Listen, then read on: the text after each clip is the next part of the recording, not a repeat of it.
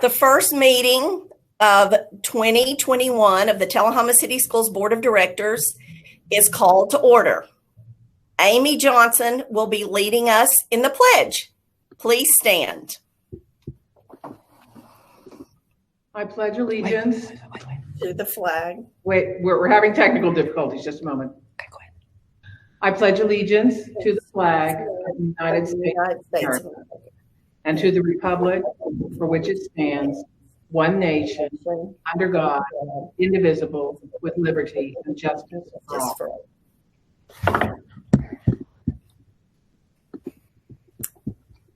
Thank you. We'll give everyone time to get settled back in.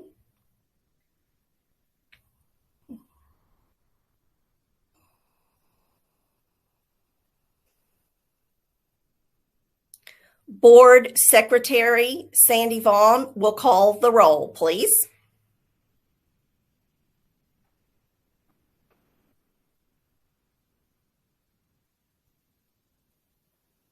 I was going to give Amy just a second to get settled back in.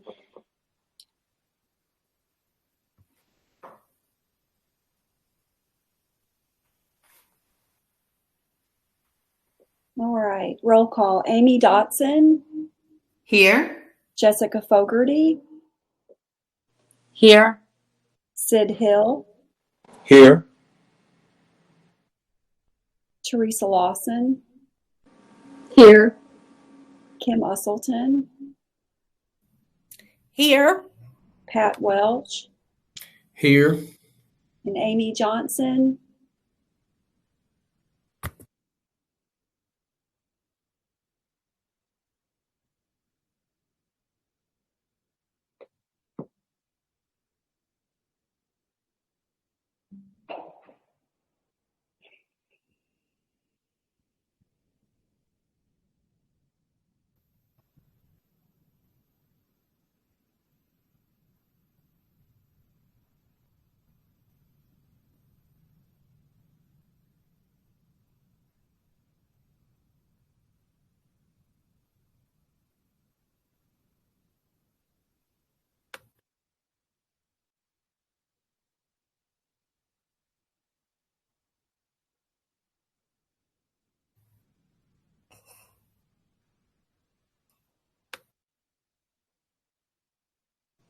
Amy, can you hear us? I am here, and now I hear you. Sorry. Okay, great. Thank you so much. All are in attendance, Chairman. Thank you so much. Thank you, everyone, for being here. We're doing great so far. This is fabulous. So proud of everyone. Okay, we need a motion to approve the agenda as presented. Jessica Fogerty, so moved. Second. Second by Amy Johnson. Thank you. Mrs. Vaughn, would you please poll the board? I'd be glad to. Amy Dotson. Yes. Jessica Fogerty. Yes. Sid Hill. Yes. Amy Johnson. Yes. Teresa Lawson. Yes.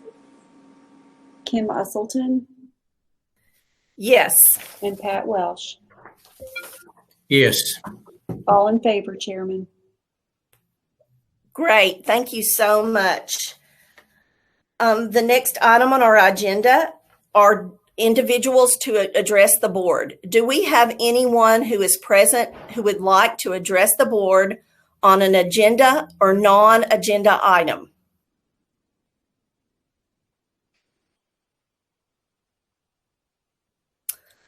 Okay, seeing no one who would like to present, we'll move on to the consent agenda.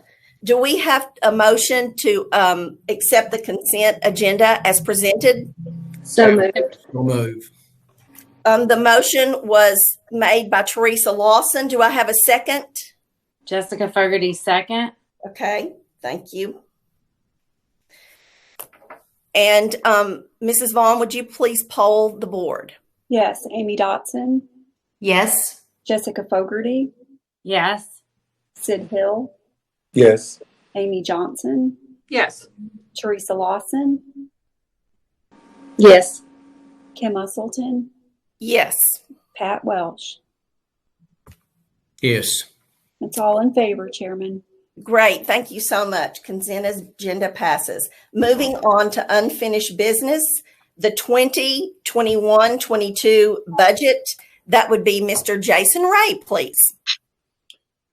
All right, thank you. As you know, just after the first of the calendar year, we begin discussing with staff and building leadership, as well as reaching out to other stakeholders for needs related to the upcoming fiscal year budget. Sounds strange to say FY22, but that's what we're looking at.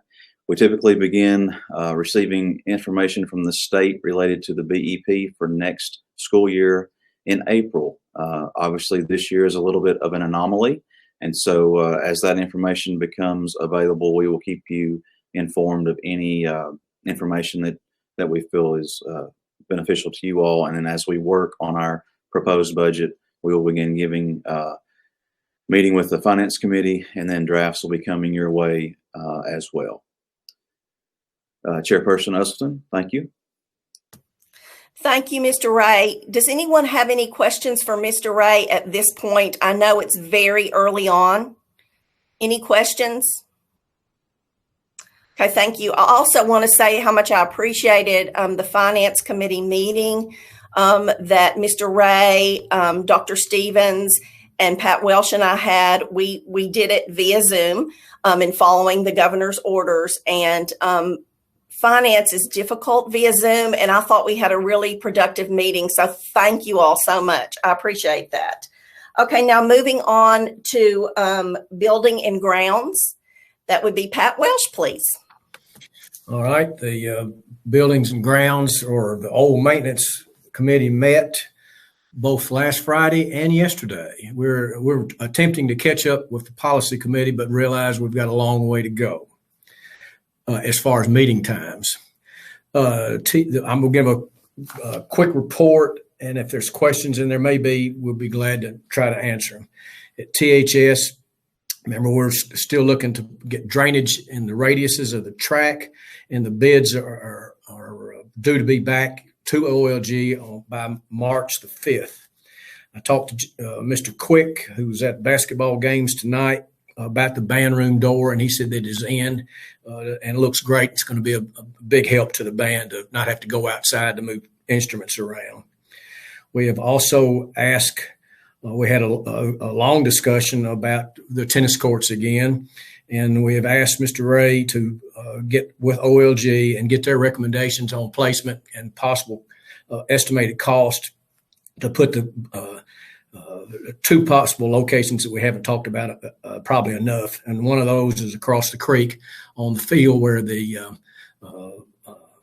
ROTC and the band practice. There's still enough room there to add courts, and also to go ahead and talk about putting them where they are now. And the staff is recommended, and both Ms. Lawson and I concur that if we really want to use the idea that students are first, the students of THS are the ones using those courts, and we probably need to have it on campus.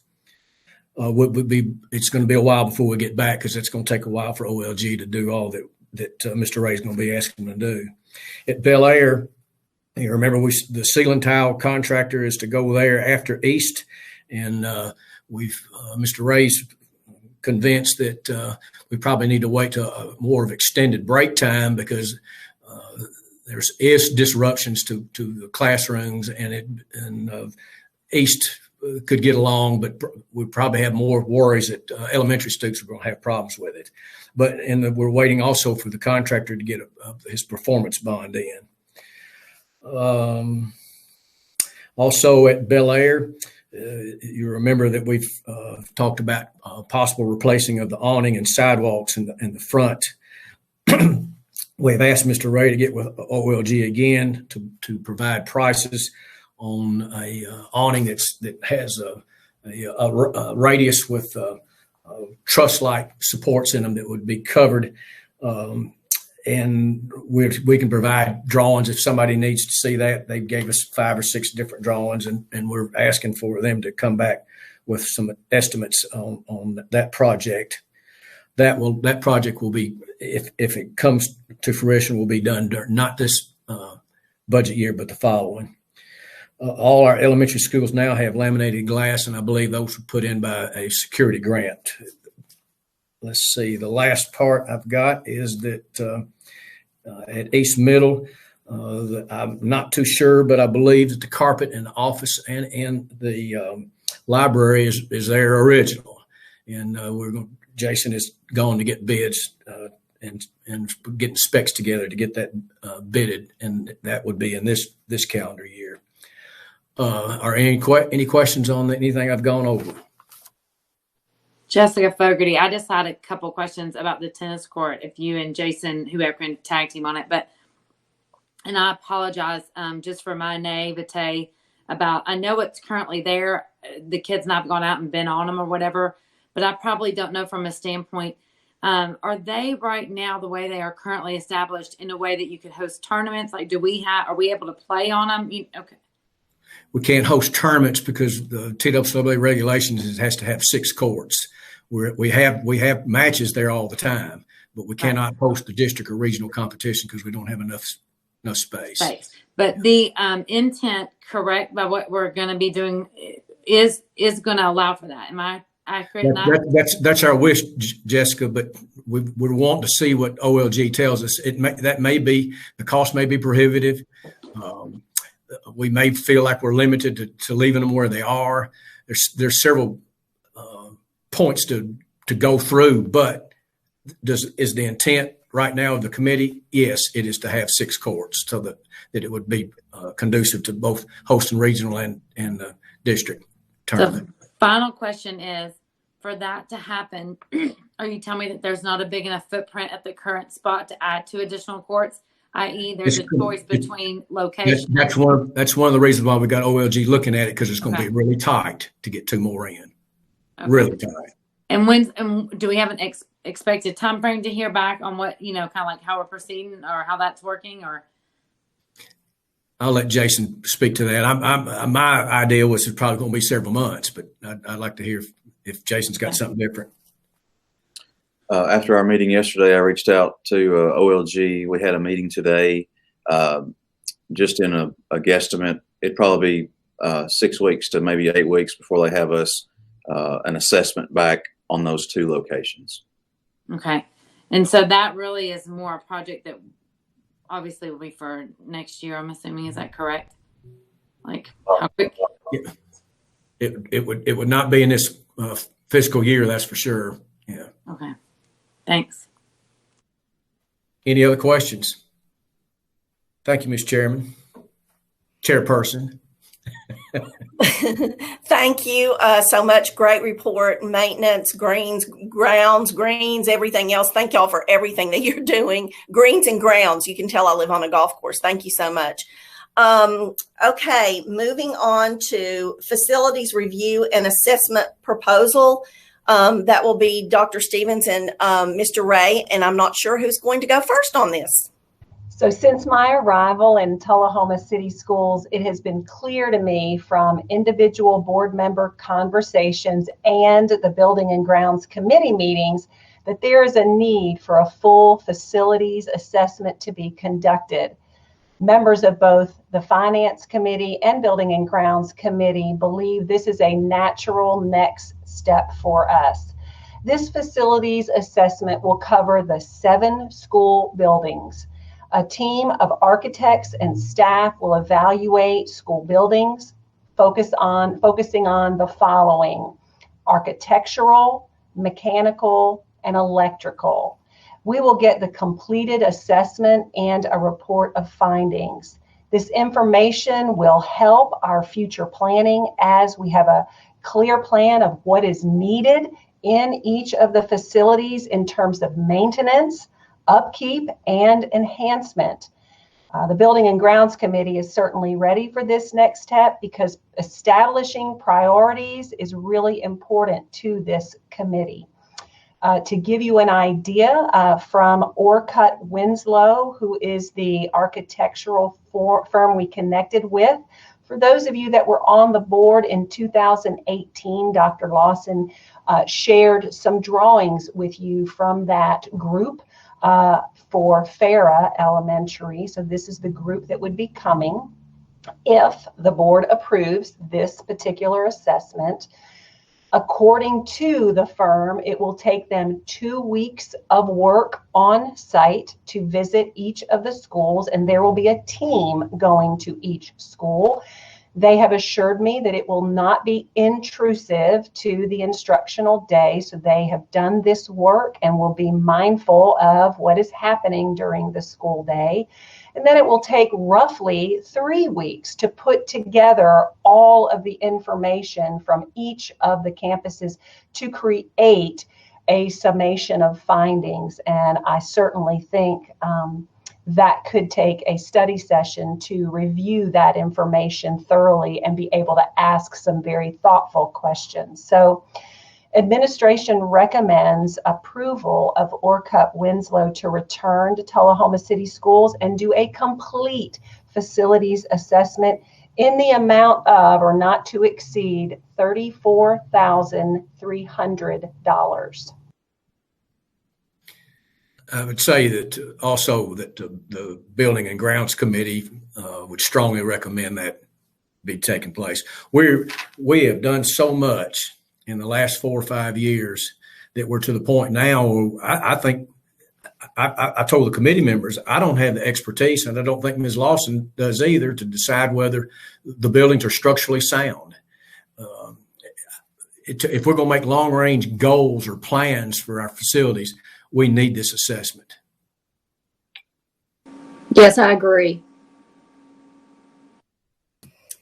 Okay, thank you. Mr. Ray, was there anything in addition that you wanted to add to that?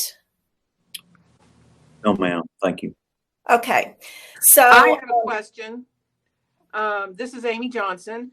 What is the time frame we're talking about having them come this spring? I'm unclear on the time frame.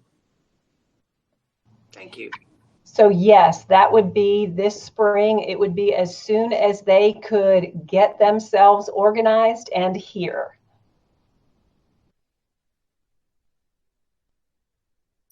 okay, so we need a motion. Administration is recommending approval of Orcutt Winslow to return to Tullahoma City Schools and do a complete facilities assessment in the amount of $34,300. Do we have a motion? Pat Welch, so move. Thank Sid you. Hill second. Good. Pat Welch moved for the motion and Sid Hill second. Mrs. Vaughn, would you poll the board, please? Sure. Amy Dotson, Yes. Jessica Fogerty, Yes. Sid Hill, Yes. Amy Johnson, Yes. Teresa Lawson, Yes. Kim Usselton, Yes. and Pat Welsh.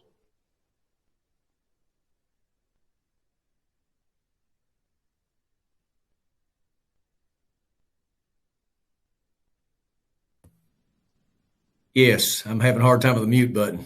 Thank you, Pat. That's all in favor, Chairman. Thank you so much. And just a reminder, and I know the buttons are difficult, please, if you are not speaking, mute, because there's a lot of feedback. And we will give you a chance, because I know sometimes you'll punch it and nothing happens. So don't worry, just take your time and we'll move on for that. Okay, thank you very much. Motion passed.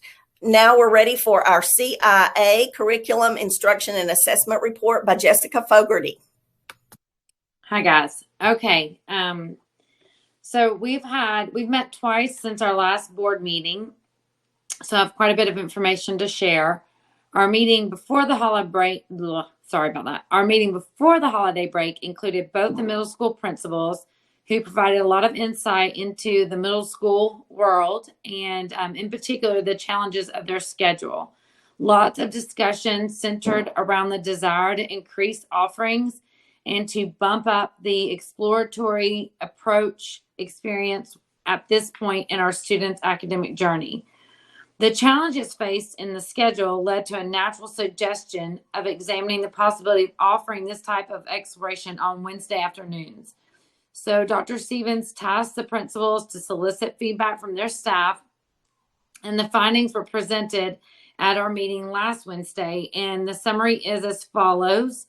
Teachers are open to providing exploratory opportunities for students because they understand the value of these experiences.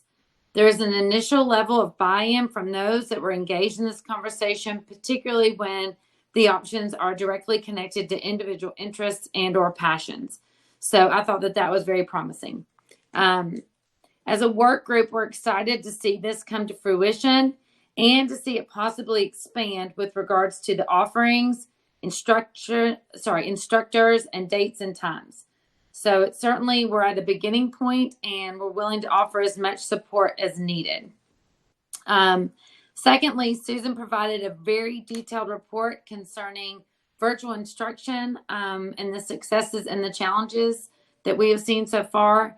This report contained staff feedback and it offered tremendous insight that will surely help guide the work and efforts of our strategic plan, in particular, the areas that are focused on delivery of virtual instruction and possible platforms and expansion of such. We also received information at our last meeting about in-service and professional learning opportunities. It's exciting to see the flexibility offered in this aspect of our system. Teachers are able to organize their PD to match their interests and needs, and it seems to have flexibility with regards to schedules, as some courses are offered in asynchronized format. That's the hot new word in education these days, apparently. And that's translated to they watch or accomplish it on their own time frame. That's my definition for it. This year, for teachers who earn their PD hours over the summer, they were able to submit them to have the following days off, MLK and President's Day. And that's been in the past, but I just wanted to lift that up. This flexibility and personalized learning is something that we could see in the future for our virtual learning opportunities for our students, similar to what our staff is getting to experience. This work will hopefully culminate in a virtual school being established by TCS. While we're only at the exploration phase, Dr. Stevens did provide an overview of her visit to Lincoln County in her most recent weekly word for all the boards, so you guys can check that out. We are extremely excited about this work and the opportunities it's going to provide for our community. I also think it's important to mention that Dr. Stevens has been intentional to involve the board throughout the work of TCS, much as she solicits the feedback and input on decisions that impacts our schools. Dr. Stevens has provided our work group with many opportunities to offer suggestions and thoughts, and the exchange of information is greatly appreciated.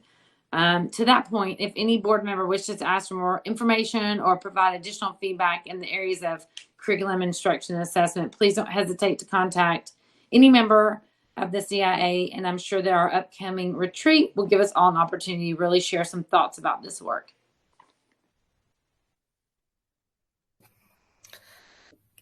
You all, that is an excellent report. Thank you, Jessica. Thank you, Amy Dotson and Sid Hill and the rest of the people that work with you all. We'll look forward to continuing hearing your reports. And when it is time for our board to study things that you are ready for us to look at in another level, we will definitely have a study session. But these are the very beginning. This is work group work, and so appreciate your excellent work. Thank you very much. And now we're moving on to policy recommendations. Amy Johnson. Thank you, Kim.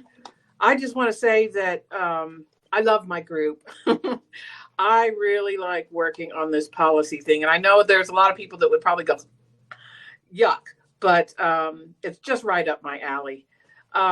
Since it's a new year, I wanted to sort of do policy 101 education, because maybe there's somebody listening who just says, I don't even understand what policy or procedure is. So I thought I'd do a little bit of explaining, just because I think maybe there's a student out there that's watching this right now to figure out what's going on. So in order to function effectively, schools have to have clear policies and procedures, just like any other business.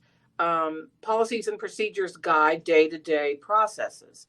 Policies can cover everything from attendance to student discipline to a dress code to emergency procedures. And policies come in different forms. For example, most schools have separate handbooks for students, teachers, staff, even parents. And the rules and expectations that are laid out in these handbooks hold everyone accountable, and they ensure that the school can run properly. It gives us a framework to work with so that we know what's right, what's wrong, and we can also identify things that maybe need tweaking. And that's why we want policies and procedures to be clear and specific. So, one of my jobs, like I said, is as a school board member, I am on the policy work group. And we work with the Tullahoma, Tennessee, the T is for Tennessee, School Board Association. The Tennessee School Board Association will contact us when there are legal updates or changes to policies or maybe additions. Like, for instance, last spring, we had several policies that we added to our policy manual regarding COVID. So that was something that the group had to look at. And then if we wanted to tweak it to our specific system, that's what we did at that time. And that's when we bring the policy number to the board and ask you all to vote on it. So with that being said, we have some policies this month that we want to talk about. Several of them, let me see, 1, 2, 3, 4, 5, 6 of them fall under the update issue date. And all that means is that this is a policy that was in existence prior, and we never reviewed it, or we periodically review it year by year, and we need to change the date to this year. So these are the policies that we need to update the issue date. 4.205, 4.407, 4.608, 4.800, 4.802, and 4.805. Then we have some, when we look at the policies that are in our manual, there are some that portions may have become out of date, or there's something that we don't do anymore, or there's something that we have to add.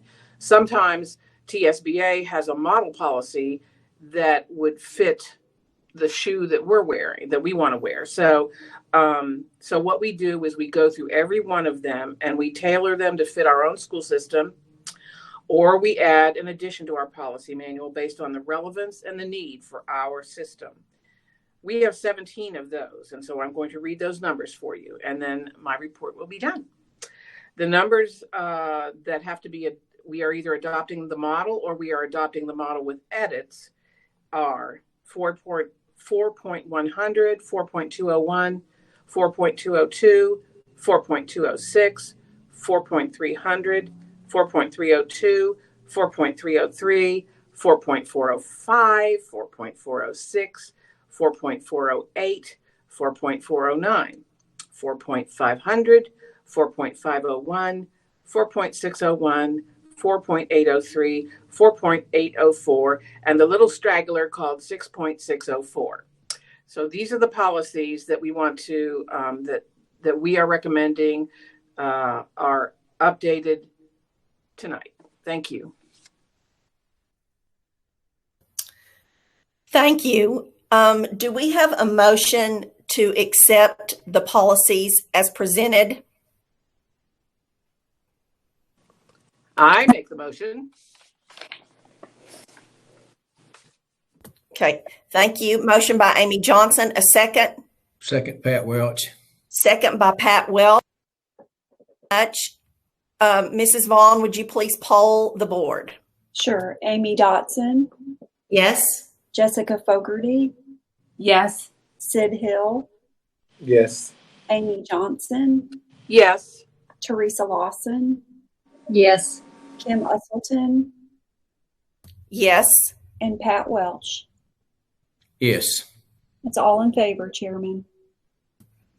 Thank you so much. Lots of policies. We're really getting our policy manual up to date and feeling really good about things. So we're going to keep that work going. Great job. Okay, differentiated pay. Just, I've got a question, Kim. Yes, go ahead. the club sport additions and so forth has called my attention to this. At one time, Coach Olive had a meeting with all club sport representatives and went through in great detail, and it was a real eye opener for some of the organizations. And I didn't put the date down when those things happened, but I suspect it's maybe longer than I remembered it. And I think it'd be good if Dr. Stevens, if we would check and be sure that all of those organizations are aware of this policy, because the coaches change quickly in that area. Thank you very much. We will certainly do that. Thank you, everyone. Now, if you'll just make sure that you're muted, because now we are moving on to new business. No, we're still in unfinished business. Dr. Stevens, differentiated pay plan. Yes, thank you. State law requires school districts to adopt and implement differentiated pay plans to aid in filling hard-to-staff positions, to recognize unique individual roles and responsibilities, and/or connect to performance-based pay. Our proposed plan focuses on hard-to-staff positions as well as recognizing unique individual role responsibilities. This proposed plan impacts 9 individuals, 6 of whom are identified as in hard-to-staff roles. All 6 of them are speech and language pathologists. The other 3 positions qualify in the instructional role responsibility category, and they include the behavior specialist, fine arts coordinator, and assessment testing facilitator. If the board approves this proposed plan, it will be submitted to the state for final approval by the Tennessee Department of Education. Administration does recommend the board to accept the differentiated pay plan as presented. Mr. Ray, did you have anything in addition that you would like to add to that? No, ma'am, but thank you for the opportunity. We need a motion. Can I make a comment before we have a motion? Yes. I guess the first thing I need to ask, did Mr. Ray, did you provide all of this? There's 2 pages that were in our packet. Yes, sir. I'm not saying, well, I guess I'll say my not being really aware of how the differentiated pays worked is probably my fault, not the current administration or past administrations. But this was extremely helpful to me and informative to me, and I commend Mr. Ray for putting it together. I don't know if I'm speaking for everybody, but I'm certainly speaking for myself. I did not understand the plan and the procedures like I do now, and I appreciate that being in my packet. Yes, thank you. And thank you, Mr. Ray. We really appreciate that. So we need a motion to accept the differentiated pay plan as presented. So moved. Motion by Teresa Lawson. Do we have a second? Amy Johnson, second. Amy Johnson, second. Thank you so much. Mrs. Vaughn, would you please poll the board? Yes. Amy Dotson, Yes. Jessica Fogerty, Yes. Sid Hill, Yes. Amy Johnson, Yes. Teresa Lawson, Yes. Kim Usselton, Yes. and Pat Welsh. Yes. That's all in favor, Chairman. Thank you very much.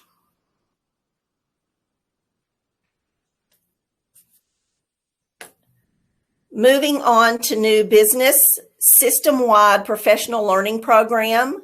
Dr. Stevens.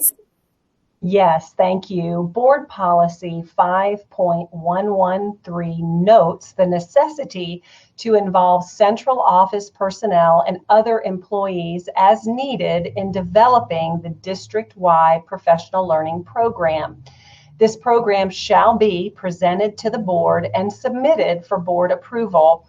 I would like to recognize Susan Fanning, who oversees this work, to convey the details of our professional learning program. Good evening. As we plan professional learning, we know it needs to be relevant, personalized, and timely in order to support teaching and learning throughout the district. Feedback is collected throughout the year from stakeholders and is used to develop a catalog of professional learning opportunities from which our personnel can choose. Ensuring that we include the voices of those who need professional learning is critical in ensuring it meets the needs effectively. We offer these opportunities through a variety of avenues: in-person, virtual, and job embedded. Sessions are offered in the summer, during PD days set in our calendar, and at other times throughout the school year, which include both inside and outside of school hours. While the majority of our professional learning is presented by TCS personnel, other sessions are led by vendors and other various experts. Federal funding is used to pay for any associated expenses.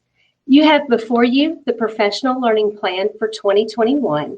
I appreciate the committee members who were a part of this process as we crafted a plan that meets the needs of our teachers and staff. Thank you, Chairperson. And Chairperson Usselton, the administration recommends that you all accept the system-wide professional learning program plan as presented. Do we have a motion to accept the plan as presented? Jessica moved. Fogerty, so moved. Second. Okay, Jessica Fogerty made the motion, and a second by Pat Welsh. And I'd also, again, like to make the same comment. For me, not knowing what was going on in professional learning days is probably my fault. But this is a whole lot, this helps me a whole lot more to understand what's going on those days and see the depth that somebody's been, the planning that's going in. And I want to salute Ms. Fanning and Dr. Stevens for it. Thank you. Yes, thank you. We so appreciate all of the information. Thank you. Mrs. Vaughn, would you please poll the board? Yes, Amy Dotson, Yes. Jessica Fogerty, Yes. Sid Hill, Yes. Amy Johnson, Yes. Teresa Lawson, Yes. Kim Usselton, Yes. and Pat Welsh. Yes. That's all in favor, Chairman. Thank you so much. Excellent. Moving on to the COVID-19 emergency paid sick leave, Dr. Stevens. Yes, thank you so much. The Families First Coronavirus Response Act, FFCRA, provided for employees to receive up to 10 days of emergency sick leave. Essentially, this allowed individuals impacted by COVID, whether that's being quarantined or being positive or caring for children due to COVID, etc., to have up to 10 days to use that did not impact their own accrued leave. Any days used after those 10 would then require an employee to use his or her own days. This portion of the FFCRA expired on December 31, 2020, and was not renewed or extended. Administration requests board consideration to extend this benefit to employees until the end of this 2020-2021 school year. Extension of this relief would allow teachers and staff to have up to 10 days of emergency sick leave for COVID-19 related absences available before having to use their own sick leave days. Teachers and staff that have taken any portion of the 10 days prior to December 31st would have the remaining days available to use should they need to do so in the second semester. Please remember, each employee only gets one set of these 10 days for the year. This process for using this emergency COVID-19 related leave would then be the same as before, as in first semester, where employees would notify Jennifer Matlock, HR specialist, and request this leave. She would provide the necessary forms and assist them through the process. Administration does recommend the board extend this emergency COVID leave benefit to employees until the end of the 2020-2021 school year. Thank you, Chairperson Usselton. Thank you. Is everyone clear as to what this means? I understood everything. I was super excited about it. But can Dr. Stevens, there was one section, it's kind of where Dr. Stevens was explaining that I thought she was almost saying if you used it last year, if, like, let's say you had to use the 10 days in October of 2020, then that would mean you've used it right for your time frame, right? Then you couldn't then again use it in March. Because I misunderstood just that little section right there. Yes, and thank you for asking that question. So this emergency leave is a one-time set of 10 days. And what I'm asking is that it be extended for the complete year. So I'm not sure what that was, but we may have had an individual, for example, and I think this is what you're getting at, Ms. Fogerty, is maybe they used 5 of those 10 days. If there was a COVID-related leave this semester, they would have 5 to use of the original 10. Each person is able to have one set of 10 days of this emergency leave for the year. After that 10 is used, then an individual uses his or her own leave. So to make it even further clear, if an individual used all 10 days, say in an experience in the fall, if there was another experience, they would then use his or her own leave. This allows every employee to have the same benefit of at least 10 days for the year. Perfect. Thanks for the clarification. This is Amy Dotson. Can I ask a question real quick? So if you are put on, if an employee, because I know that's really where it's affected our school system a lot, is the quarantines due to employees. If they have had to quarantine because of contact tracing, and say again that it comes along in the spring, they have to quarantine again due to contact tracing, they would have to use their own sick days if they've already used the days last semester. Is that correct? If they have used the actual leave days, yes, they would then have to use their own sick days. So everybody has access. Say in first semester, it was under FFCRA. Everybody had access to 10 days, up to 10 days of emergency sick leave that's COVID related. And after that, no matter, you go above that, it becomes your own days. Obviously, that wasn't extended, and I am proposing to the board to consider extending that to complete for the full year, so each individual at least has access to that first set of 10 days. It sounds like you're trying to make Pat Welch, you're making an effort to be fair. So move.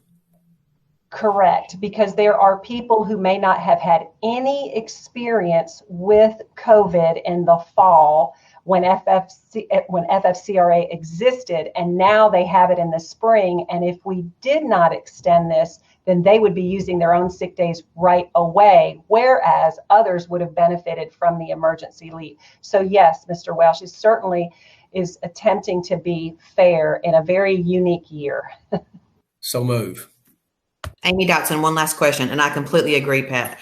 I mean, we need to be able to help out our teachers as much as possible. Is there anything else that the district can look at? Because Unfortunately, it doesn't seem like COVID's going away anytime. And we're all, teachers are trying to do their best, but with the contact tracing, the likelihood that it could happen, even if you had it in the fall, could be contact traced again in the spring is pretty significant. Or you have a child that gets it and you're a teacher. Those are some things that I feel like we as a board need to really look at to help out because our teachers and staff, they're already stretched pretty thin, and anything that we can do to help, I'm in total agreement to extend this because they definitely need that. But also I would really recommend that the board look at maybe additional options in case that does happen to other employees, that they would have to use it last fall. And then what if they needed it again due to contact tracing, or a family member that maybe they didn't have a family member last semester, they were contact traced from work. And now maybe this semester, maybe it's coming to their family, or, lots of scenarios, but that's just something I think the board needs to consider and look at.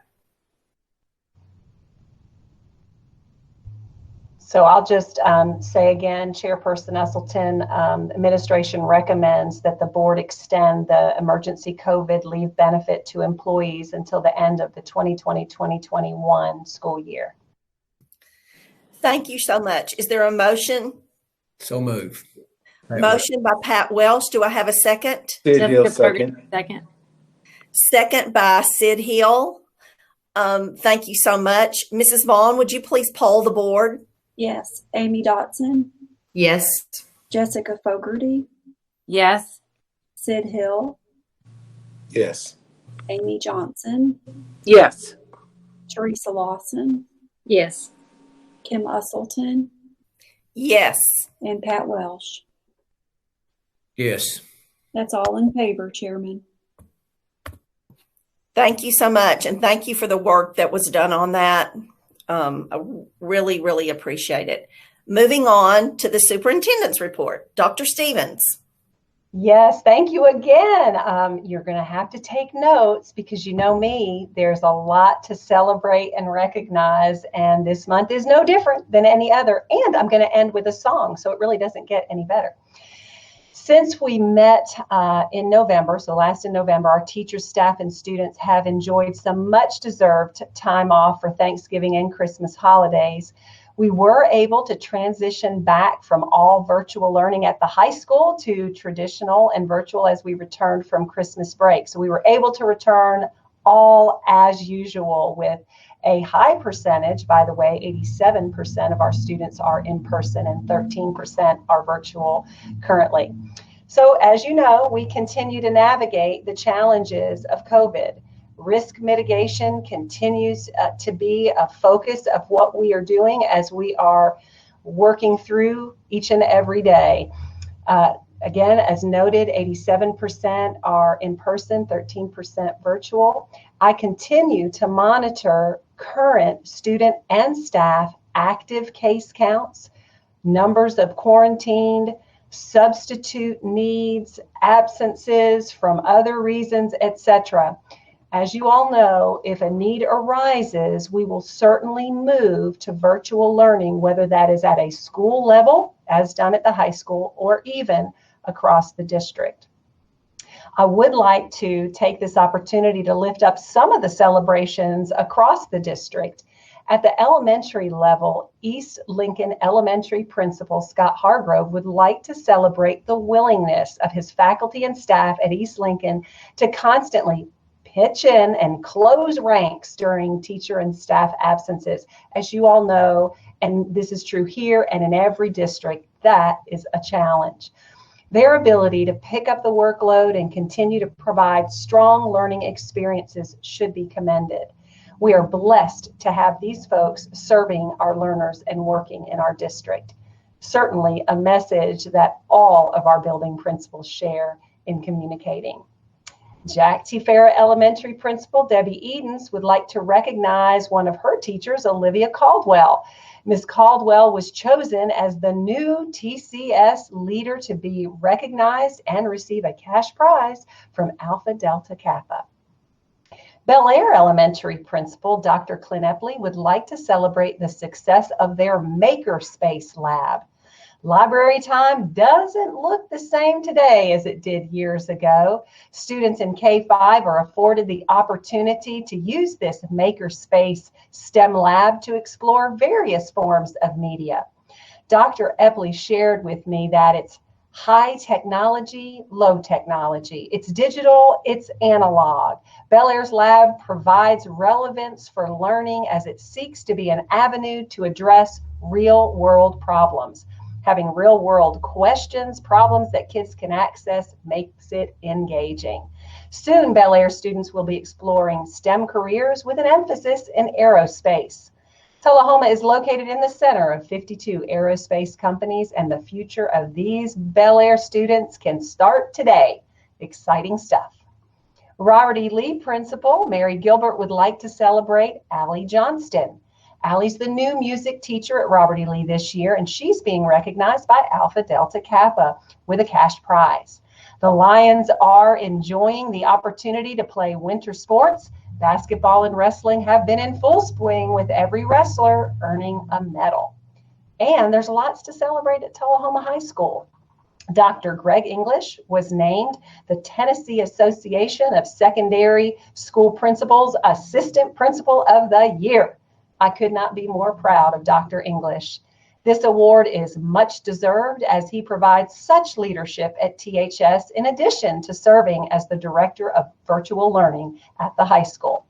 Also, Athletic Director and football coach John Olive has been named the Citizen of the Year for Tullahoma. Additionally, he was named the Region 4 Coach of the Year. We are so proud of him and the positive difference he's making in the lives of all of our students, but especially with our student athletes. We will celebrate both Dr. English and Coach Olive when we can meet in person in the near future. Also, Aubrey Lawson and Caitlin Sear were named alternates to the SATB All-State Choir. Congratulations to all of our Tullahoma band students who auditioned for the All Mid-State High School Honor Band. In all, Tullahoma High School students were awarded 40 seats in concert bands and jazz bands, and 7 students earned all-state status. Woo! That is awesome. The Broadway World Regional Awards for 2020 were announced recently. This international organization covers all theatrical productions, including the state of Tennessee and the Nashville region. THS had 2 award winners for the Nashville region. THS Junior Lauren Rogers won Performer of the Decade for her role in Romeo and Juliet in 2020. Also, the 2020 THS production of Romeo and Juliet won for the Play of the Decade. Impressive. I'm very excited to share with you all that we have another HVAC certified member on our maintenance staff. Calvin Barnes recently received this HVAC certification. Calvin will join Tim Jensen, Mikey Moore, Rick Malone, and Jimmy Johnson as members of our maintenance team that are certified and have the ability to provide HVAC services to our buildings across the district. Congratulations, Calvin, for earning this certification. We're all proud of you. There's always so much to celebrate about the happenings in TCS. I'm very proud to share this good news, and I'm certain you are enjoying hearing it. And you may think I'm done, but I'm not. Here we go. Winter does not take a break from sports. It's been a busy week with middle school basketball, high school basketball, bowling, and wrestling. Girls middle school basketball finished the season with EMS finishing with a 3-5 record and WMS finishing the season with a 4-8 record. Both coaches were very happy with the progress their teams made this season. The West Middle School boys finished the year with a win in the CTC Championship. What an exciting game, as both East and West Middle Schools competed for that championship. The future talent looks extremely bright for Tullahoma High School. The boys' high school wrestling team has a 6-3 record. The 3 losses were to state top 10 private and public school opponents. Beginning Saturday, the boys will start their district tournament competition to qualify for the region tournament, which leads to state. girls high school wrestling program stands at 3-2, with losses to the defending 3-time state champion and this year's #1 ranked program. The girls will begin their qualifying for the state tournament in 2 weeks. The girls high school basketball team is 3-1 in the district and 7-5 overall. We are currently in the middle of district play. Boys basketball is 5-0 in the district and 9-3 overall. All programs have been playing under strict rules for the people attending games, limited to parents, immediate household members, officials, security, event facilitators, coaches, and participants. Boys high school bowlers finished 3rd in the district. The girls finished 1st in the district, runner-up in the region, and beat Bradley Central in the sectional for a spot in the state tournament this week. We are so proud of our bowlers. And last, but certainly not least, I would like to recognize each and every one of you, our school board. Next week is School Board Appreciation Week, and I am most thankful for a board that serves our students and our staff and teachers faithfully. Your commitment to providing the very best for our students and staff is deeply and truly appreciated. Thank you for your service to our district, and happy School Board Appreciation Week to you. Happy School Board Appreciation Week to you. And if you want me to finish, you'll have to come see me. Thanks so much, Chairperson Usselton.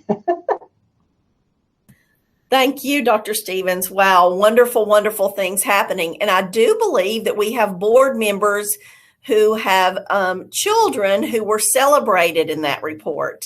A number of your kids participate in some of those activities or cheer for those sports, and wonderful, wonderful things. And I think this is a good time for me to share how much I really appreciate that LightTube is broadcasting our home basketball games. And it is just wonderful to be able to see them, because I don't have a child playing. I'm not able to go. And it really, really is so appreciated. So thank you to Brian Skelton and to Scott Chasteen and to Chris Barstad. I'm sure there are others, but we definitely want to show our appreciation to them. Thank you. Thank you so much. Thank you, Dr. Stevens. And thank you, board. I hope you're going to do something fabulous this week for School Board Appreciation Week. I'm pretty sure everybody's planning something big. Okay, looking forward to hearing from Alderman Rupa Blackwell. Can I ask a quick question? Yes. This is Pat Welch, and a follow-up on Dr. Stevens' report. We're going back at the high school and back to more in class and so forth. And the follow-up question I've got is the county report looks like numbers are going down finally. Do our numbers for our own system, students and employees, are they headed the same direction now? Yes, our numbers are looking quite good. Thank you. Thank you so much. And I hope they continue looking good. Alderman Rupa Blackwell, are you ready? I am. Can you hear me and see me? We can. Thank you so much. Glad to see you. So we do have a couple of things that I chatted with our city administrator about. The first thing is that at our next city board meeting, we'll be recognizing Dr. Greg English with the mayor's proclamation on January 25th. At 5:30 is when our meetings start. So just wanted to let you all know that we will be recognizing him at that meeting. I know that Mr. Winston Brooks and Jennifer Moody are planning on meeting with TCS teachers tomorrow to continue working on the Tullahoma ACE Academy. And she's just I know that we're all so excited to see what comes of that. So I just wanted to thank you all for that. The other thing I was going to say is I'm going to try to do better about sharing information about the Planning Commission with Dr. Stevens before it comes available. So typically, our Monday night meeting is a planning commission meeting, and then I have a Tuesday night board meeting. So, Dr. Stevens, I will be sending you the agendas on Friday before that. I think that there's a lot of subdivisions that come up that I think will greatly impact you guys. And I personally want to get your input so that when I go to these meetings, I can speak about that. So look for those the Friday before each planning commission meeting and city board meeting or school board meeting. I do appreciate that. Thank you. Of course. I was like, I wish I'd realized to do that before. So I will be doing that for sure. The other thing that is, I don't know if you guys can talk about this at this point or if it needs to be added to agenda, but Jennifer Moody just messaged me about this.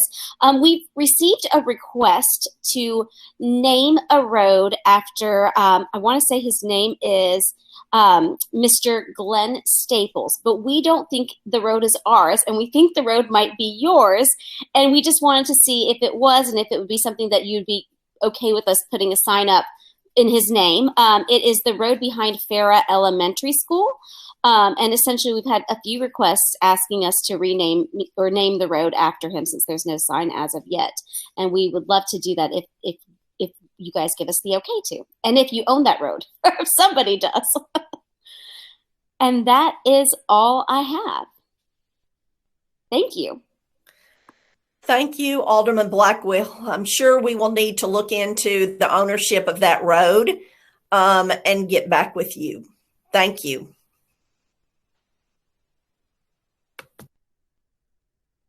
Personnel, Dr. Stevens. Yes, ma'am. The personnel changes for December 2020 and January 2021 are presented in an attachment for you all.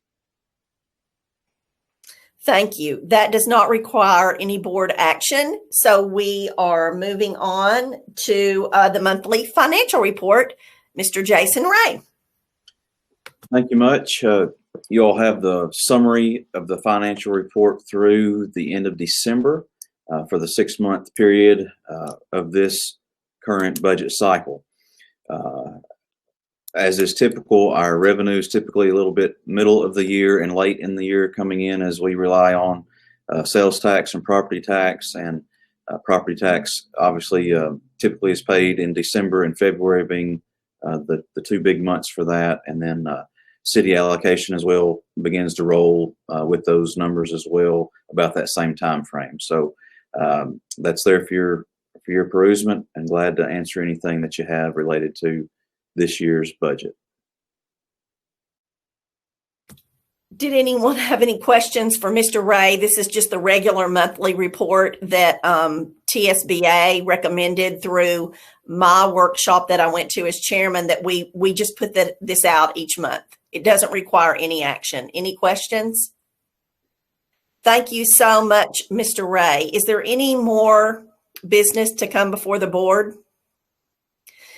She's not going to like this, but I really have to give a shout out to Sandy Vaughn. She puts it all together for us. I mean, she probably worked 30,000 steps in this building from 5 to 5:30. Getting us all organized and texting and sending out all the information. And she is never anything but pleasant and helpful. And Sandy, we all appreciate you so much. So we're going to unmute and we're going to clap for you.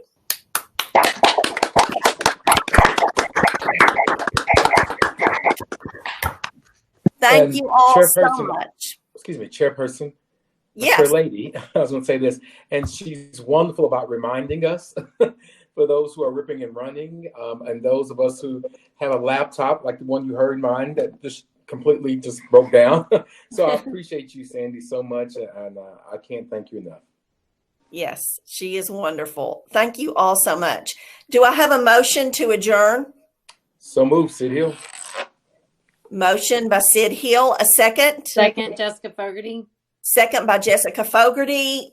Mrs. Vaughn, would you please poll the board? I would be glad to. Amy Dotson, Yes. Jessica Fogerty, Yes. Sid Hill, Yes. Amy Johnson, Yes. Teresa Lawson, Yes. Kim Usselton, Yes. and Pat Welsh. I probably can't equal Ms. Johnson's, but an enthusiastic yes. All right. Chairman Usselton, that is all in favor. Great. Meeting adjourned.